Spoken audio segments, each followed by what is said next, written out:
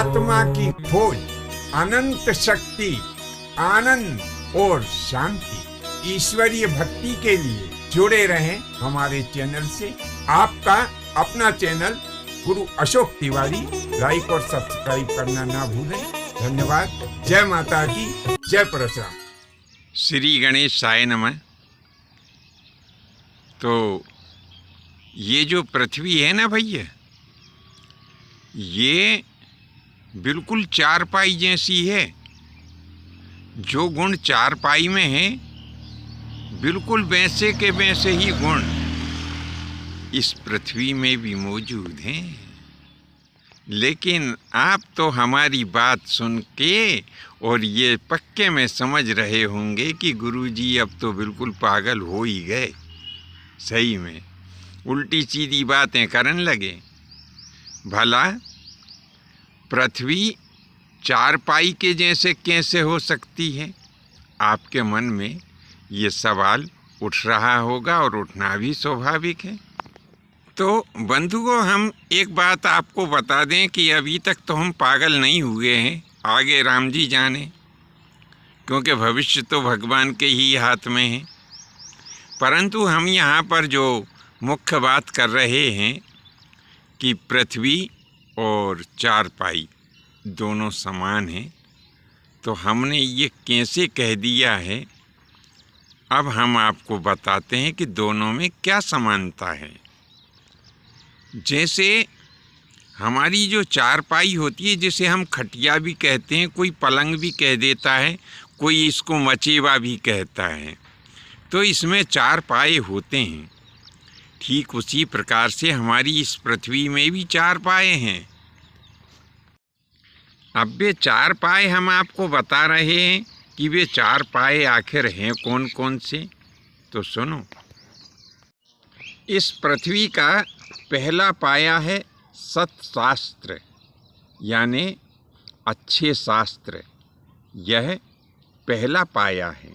और दूसरा पाया साधु संत के रूप में जो सत्पुरुष हैं, वह दूसरा पाया है। इसी प्रकार से तीसरा पाया जो है वो सदाचारणी माता बहनें हैं। और चौथा पाया इसका गाय है। इन चारों पायों के ऊपर यह पृथ्वी रूपी चारपाई टिकी हुई है। अब हम इन चारों पायों का महत्व आपको बताते हैं कि जो हमने पहला पाया आपको सत्शास्त्र का बताया। बहुत सारे ऋषि और मुनियों ने अपने अपने ज्ञान के द्वारा बहुत सारे सत्शास्त्र लिखे हैं, जिन्हें हम पढ़ करके और उनमें जो ज्ञान दिया है, उस ज्ञान को आत्मसात करते हुए जब हम अपने जीवन का यापन करते हैं, तो हमारा जीवन आनंदमय और मंगलमय हो जाता है। इन सत्शास्त्रों के पढ़ने से ही हमें ज्ञान और विज्ञान की प्राप्ति होती है। जब इन सत्शास्त्रों में वर्णित जो ज्ञान और विज्ञान है, वह जब हमें प्राप्त हो जाता है, तो उस ज्ञान और विज्ञान को प्राप्त करने के बाद हम अपना भला तो करते ही हैं, लेकिन साथ में संपूर्ण विश्व का भी भला करते हैं।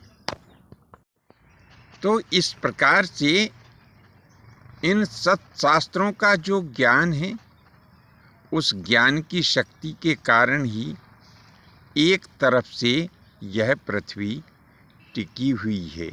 इसीलिए हमने कहा कि इस पृथ्वी का प्रथम पाया जो है वो सत्शास्त्र हैं। इस पृथ्वी रूपी चार पाई के दूसरे पाए के रूप में हैं साधु और संत। तो ये साधु और संत अपनी साधनाओं के द्वारा और अपने संत व्यवहार के कारण संपूर्ण सृष्टि का भला करते हैं। यह हमें साधना, समता और त्याग की शिक्षा देते हैं। साधु और संत पुरुष वे सभी कार्य करते हैं जिनसे कि जगत का भला होता है, और शिक्षा दे करके ऐसे काम हमसे भी करवाते हैं। उनकी इसी शिक्षा को लेने के लिए हम उन्हें गुरु के रूप में स्वीकार करते हैं। जब वे हमारे गुरु बन जाते हैं तो उनके पास में उनके जीवन का जो अनुभव है, जो उन्होंने लोक कल्याण के, परोपकार के जो कार्य किए हैं, ये इन सब का जो ज्ञान उनके पास में है, वे संत और साधु पुरुष वही ज्ञान हमें भी देते हैं, और उनके इसी ज्ञान को ग्रहण करने के लिए हम उन्हें गुरु के रूप में भी स्वीकार करते हैं। जब हम इन संत और साधु पुरुष अथवा जो हमारे गुरु हैं, इनके द्वारा दिए गए ज्ञान को जब हम व्यवहार में लाते हैं तो इस समस्त सृष्टि का संचालन सुचारू रूप से होता रहता है। इसीलिए कहते हैं कि इस पृथ्वी रूपी खटिया के या जो साधु संत तथा गुरु होते हैं, यह दूसरे पाए कहे जाते हैं। अब इस पृथ्वी रूपी जो चारपाई है, इसका तीसरा पाया कौन सा है, इसके बारे में हम बता रहे हैं। तो जो सदाचारिणी माता बहनें हैं, वे इसके तीसरे पाए के रूप में हैं। यह सदाचारिणी माताएं बहनें जब इनके यहाँ संतान उत्पन्न हो जाती हैं, तब यह अपनी संतानों को सदाचार की, नैतिक शिक्षा की, धर्म और नियम की, ये सभी शिक्षाएं दे करके एक उत्कृष्ट नागरिक तैयार करके और राष्ट्र को समर्पित कर देती हैं। ऐसी माताओं और बहनों के नाम हम में इतनी सामर्थ्य नहीं है कि इन सभी माता और बहनों के नाम यहाँ पर वर्णित कर सकें। इनके बारे में हमारा गौरवपूर्ण इतिहास भरा पड़ा है। उन माता और बहनों से शिक्षा प्राप्त कर उनकी संतानें मानव जीवन की सेवा करते हुए अपने जीवन को व्यतीत करती हैं, जिससे भगवान के द्वारा रचित यह सृष्टि और सुंदर हो जाती है। इसीलिए कहा गया कि सदाचारिणी माता बहनें इस पृथ्वी रूपी खटिया का तीसरा पाया है। अब हम इस पृथ्वी रूपी खटिया के चौथे पाए के रूप में बता रहे हैं। तो बंधुओं, गाय जो होती है ना, यह बड़ा ही परोपकार करने वाली होती है। जी हाँ, गाय हमसे क्या लेती है? अरे गाय तो मुट्ठी भर भूसा, थोड़ा सा दाना और समय पर पानी इत्यादि की ही आकांक्षा हमसे करती है, लेकिन बदले में हमें क्या क्या दे देती है। ऐसी चीज़ें देती हैं कि जिनका दुनिया में कोई मोल नहीं दे सकता। तो बंधुओं, सबसे प्रथम तो गौ माता हमें अपना अमूल्य दूध देती है, जिसे पी कर के हम तंदुरुस्त बनते हैं। वैज्ञानिक और डॉक्टर भी यह कहते हैं कि जो देसी गाय होती है, इसका दूध बड़ा ही निरोग होता है और इसके दूध में जो पौष्टिक क्षमता होती है, वह अन्य किसी दूसरे जीव के दूध में नहीं होती है। हमारे लिए हमारी माता का दूध जितना पौष्टिक है उतना ही पौष्टिक गाय का दूध भी है। इसीलिए तो गाय को गौ माता कहते हैं।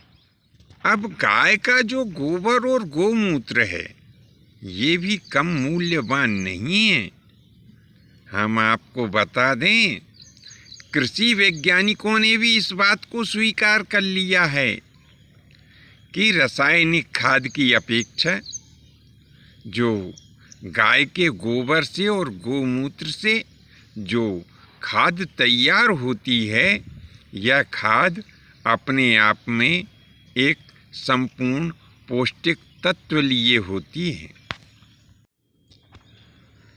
जब इस खाद को हम अपने खेतों में डालते हैं तो हमारी जो ज़मीन है वह अनुपजाऊ नहीं होती है, बंजर नहीं होती है। और दूसरी बात, जो गाय का गोबर है ना, इसके उपले भी बनते हैं यानी कंडे। तो इन कंडों का जो उपयोग होता है वो ईंधन के रूप में भी होता है। तो इस प्रकार से गाय के कंडे बना करके हम अपने ईंधन की भी पूर्ति कर सकते हैं। और इतना ही नहीं, कहते हैं कि जहाँ गाय के गोबर से किसी स्थान को लीपा जाता है तो वहाँ पर विषाणु युक्त यानी जो बीमारी फैलाने वाले जीव हैं वो उस लिपे हुए स्थान में प्रवेश नहीं करते। ये जो गाय का गौमूत्र अभी हमने चर्चा की कि गाय के गौमूत्र को यदि हम घर में पोंछा लगाने वाले जल में मिला करके और यदि इसका पोंछा लगाते हैं तो हमारे घर में जो बीमारी फैलाने वाले विषाणु हैं वो प्रवेश नहीं करती। और धर्मशास्त्र तो यहाँ तक कहते हैं कि जहाँ गाय के गोबर से और गौमूत्र से घर का लेपन किया जाता है वहाँ पर अभिचार जनित क्रियाएं प्रवेश नहीं करती। तो इस प्रकार से जब हमारे घर में फसल बढ़ेगी, घर में कोई बीमार नहीं होगा तो निश्चित ही हमें आर्थिक लाभ होगा या नहीं होगा। इसीलिए तो कहा है कि गाय के गोबर में लक्ष्मी जी का वास है। तो इसी प्रकार से इस पृथ्वी रूपी खटिया के चौथे पाए के रूप में गाय का हमने वर्णन किया है। तो बंधुओं, हमें सदैव सत्शास्त्रों का चिंतन करना चाहिए, साधु महात्माओं की सेवा करना चाहिए और उनके द्वारा दिए गए दिव्य ज्ञान को आत्मसात कर अपने जीवन को चलाना चाहिए। जो सदाचारणी माताएं बहनें हैं इनकी सेवा करना चाहिए और गौ माता की भी सेवा करना चाहिए। इस प्रकार से जहाँ भी सत्शास्त्र हमें प्राप्त हो जाएं तो उनका पठन पाठन करना चाहिए।